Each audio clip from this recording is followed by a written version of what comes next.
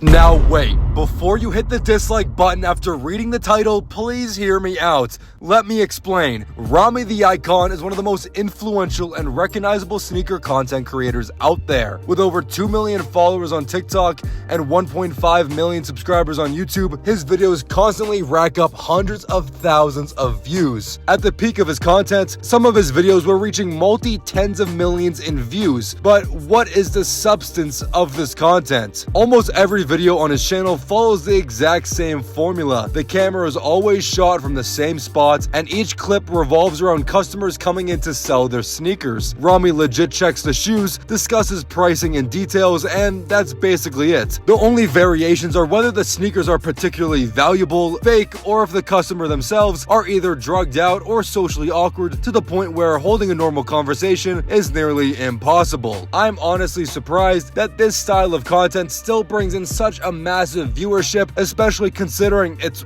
old, outdated, and repeated by nearly every sneaker content creator out there. So what makes Rami so special? Why is he this icon? Every thumbnail looks identical. Every title is the same. What's the deal here? Well, the answer is quite obvious. Most of his viewers aren't genuinely interested in sneakers or the culture.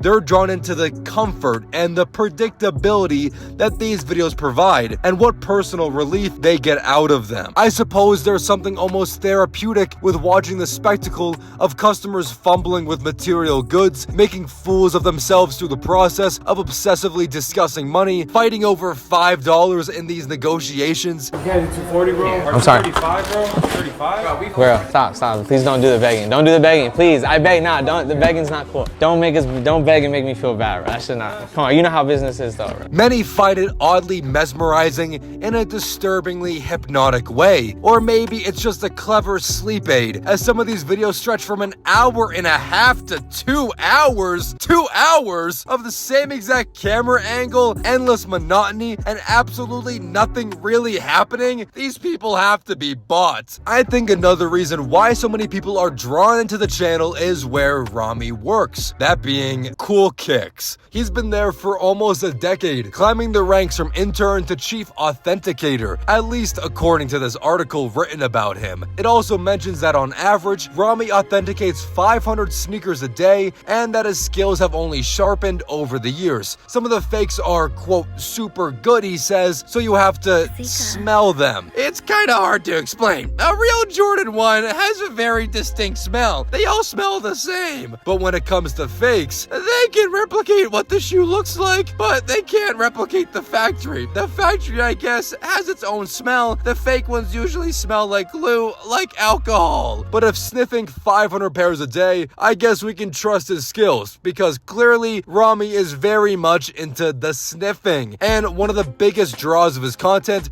is watching him catch fake sneaker sellers in the act, which turns out happens surprisingly often. But while the over-the-top titles and the thumbnails allude to more drama, half the time the actual interaction is surprisingly lackluster. Size tag also is just printed on differently than I used to have these, that's why.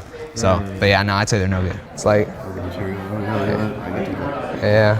My camera wasn't on. She wasn't trying to sell them. She just wanted to know if they were real or fake. Unfortunately, they were fake. After diving deeper into his content, one thing becomes immediately apparent. In every single video, Rami promises that those who smash the like button, tickle the subscribe icon, and type your most thought-provoking comments, you are automatically entered into potentially winning a cash prize or Cool Kicks store credit. I have always, and I mean always, found this to be a sly, manipulative tactic to boost engagement and keep your channel pleasing this mythical algorithm. It's a cheap thrill that these content creators get from seeing support fueled by the hope of viewers winning something from them. But after skimming through and watching numerous of Rami's videos, just clicking through, there's never anything new, just the same short intro designed to grab engagement before metaphorically asking viewers to shut off their brains and endure 2 hours of monotonous content. But I really hope this video isn't coming off as me as a hater. I just have strong opinions,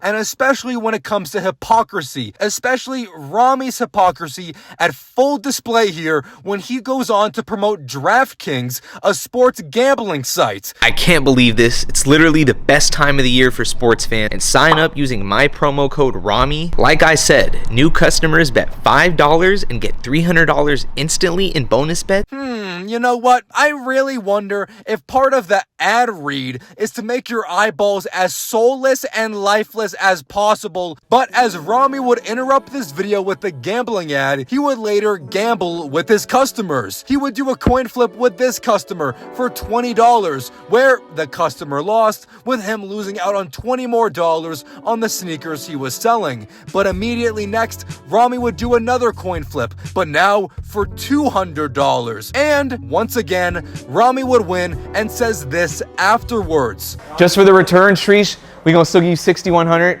You shouldn't have won the coin flip. Don't gamble. That's a lesson not to gamble, dog. All right. Don't gamble? Don't gamble? What are you talking about? As you're participating and accepting customers' coin flips, but then also 5 minutes earlier in this video, you were doing a gambling ad. Shouldn't have won the coin flip. Don't gamble. That's a lesson not to gamble, dog.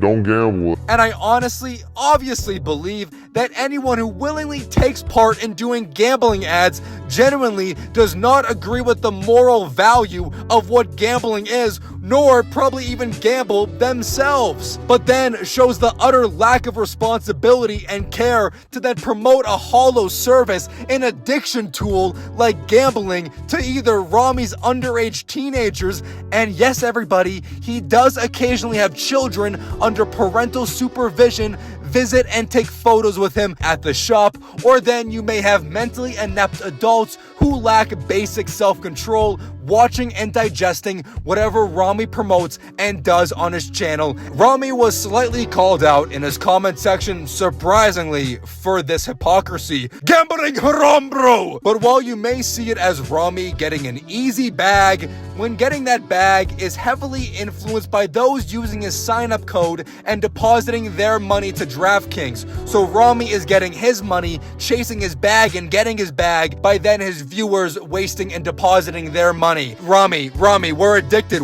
I'm addicted, Rami. I need your help now. Please. Don't gamble. That's a lesson not to gamble, dog. While Rami the Icon is still receiving strong engagement on his channel, it's nothing compared to the massive viewership he pulled in just a year ago.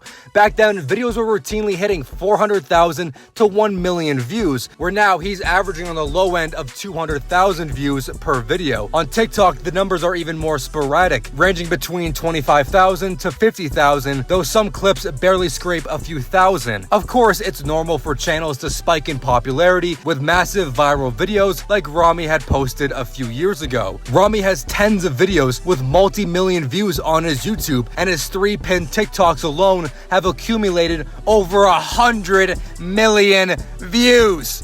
That's insane. So of course, when you're getting that many eyeballs on your channel, they're gonna hit follow, and then over the years, they're gonna fall out of your content and not really care because they just bought into one viral video they saw about you and wanted to follow you. So part of this decline is simply a matter of fact. His channels are now coasting on the momentum of that initial spike. Even a creator as influential as Rami isn't immune to the plateauing and eventual decline that comes when content becomes formulaic. In the end, Rami's channel thrives less on sneakers and more on the comfort and the spectacle of watching people buy, sell, and obsess over material goods like idiots.